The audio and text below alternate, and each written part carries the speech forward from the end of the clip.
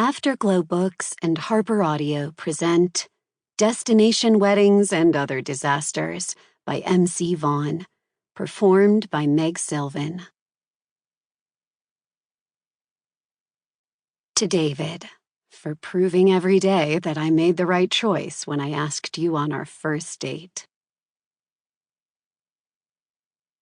Content warning.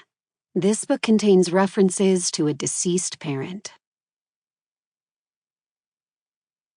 1.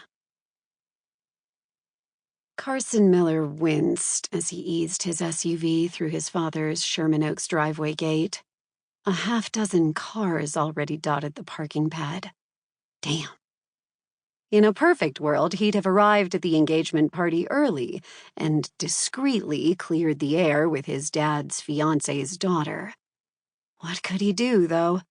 On his way here this afternoon, his operations manager had alerted him to a significant menu change at a high-profile event. She'd assured him she had it under control, but as CEO of Limitless Events, his #1 responsibility was overseeing their transition from startup to scale-up. Word of mouth was crucial, and their pop star client's autobiography launch included big industry names.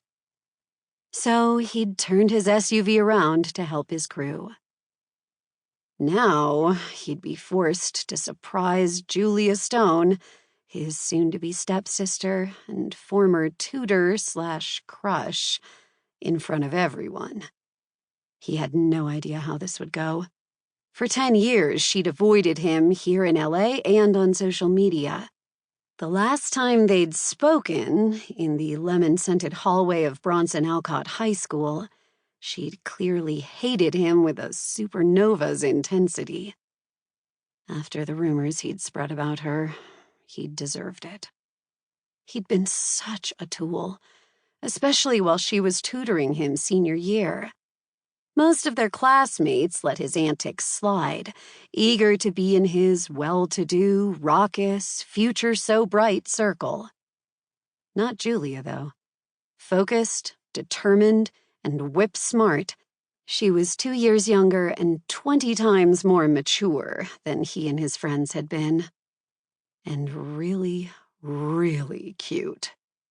His heart rate kicked up a notch. She was in there, right now, and didn't know he was about to pop back up in her life. From what he could tell, in the 6 months their parents had been dating, she and her sister hadn't clocked that he was Jim's son.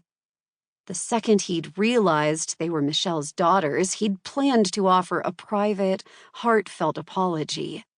Groveling was best done in person, so he'd figured Thanksgiving would be his shot. Instead, their face-to-face reunion would be at this party. She'd have to give him a chance to apologize if their parents were getting hitched, wouldn't she? They'd both be part of the rehearsals, ceremony, toasts, dancing.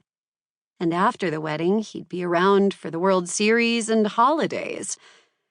Would she refuse to pass him dinner rolls? Kick him under the table?